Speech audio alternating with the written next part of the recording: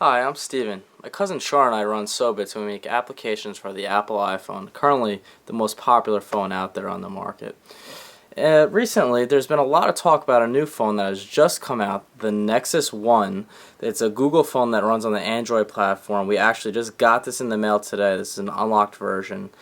People are saying it's got a faster processor, it's better than the iPhone, it's got a higher screen resolution, but, we're going to put these head to head.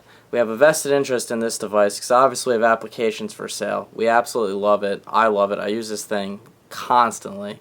And it's going to take a lot of convincing for me to even say something nice about this. Alright, before we get too technical, let's just take a look at these phones.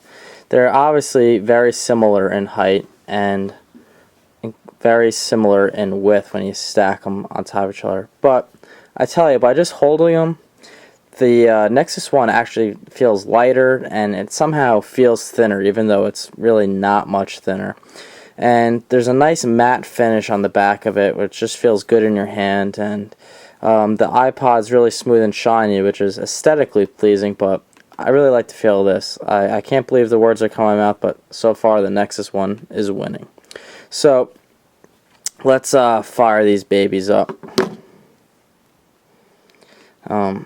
They both have very similar features, which with the press a button on top to turn it on, whoops, and you slide a thing over to unlock it, and it's probably going to be hard to tell in this video, but the Nexus One actually has a much crisper and somewhat brighter of an image. The screen's actually a little larger, and once again, I can't believe I'm saying this, so far the Nexus One is winning.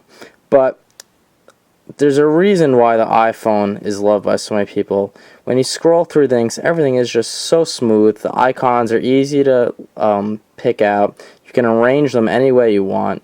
You could do that on the Nexus One also, but it's just a little bit more cumbersome. Obviously, we don't have too much on this phone because we just got it, but if you go to this button down here, that's where all your apps are. We downloaded some free apps. Well, I should say Sean downloaded some free apps. And they basically try to do something different than Apple. Instead of going left and right, they go up and down. And, it's just a little choppy compared to Apple's interface. And so far, Apple's beating it once we got the phone moving. Now I have both phones turned sideways, and they change from portrait mode to landscape mode. They both have a touchscreen typing interface, and I'm in the internet browser right now. And what we're going to do is we're going to test the speed of the iPhone and the Droid going on the web. So what I'm going to do is I'm going to type in an address, and we're also going to compare the typing of the two. So I'm going to be fresh and go to sobits.us. A lot of people, especially BlackBerry users, complain about the typing on the iPhone. As you can see, I don't really have a problem with it. Okay, now we're on the Nexus One, and we're going to type in a URL. So, .sobits.us. Now, I have to just comment on the typing. I've had no problems with either the iPhone or the Android. You gotta call them both equal on the typing interface. But now we are going to hit go at the same time. So 1, 2, 3. And the Droid already has the page pretty much up. iPhone's still downloading. So we're on a Wi-Fi network right now, so they're both using the same exact source for the internet. But as you can see, the Droid was definitely a bit faster. And now we're going to flip this over. See if we could get it to turn back. Droid flips back very nicely. The website's formatted well on the screen. It's very easy to read. The screen's nice and big and bright, a little better than the iPhone. And we turn the iPhone over. There we go. iPhone goes over.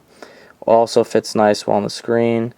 But let's go take a closer look. So we zoom in. There's some of our products: Hint Sprint, the Mood Setter, and our newest game, Flying Pigs. You can zoom in and out with your fingers like this on the iPhone. It's all very nice. Now let's do that on the Droid. Oh, we just got stuff coming up. Not good. I'm going to hit the back button here on the Droid. So basically what I just demonstrated there is that the Droid, I should not say the Droid, I should say the Nexus One on the Android network here does not use the pinching and stretching features like the iPhone. What they have instead is a zoom button where you have to press in and out, and the iPhone is a much nicer way to scroll, and the scrolling is just a little choppy. The touching, the zooming, and manipulation on the iPhone is definitely better. One other thing to point out about the Droid is it does have a little wheel ball, whatever you want to call it, trackball I think is the correct term, and you could use this to navigate through the site and go over things, but I find it really useless when you could just put your thumb on something and click on it.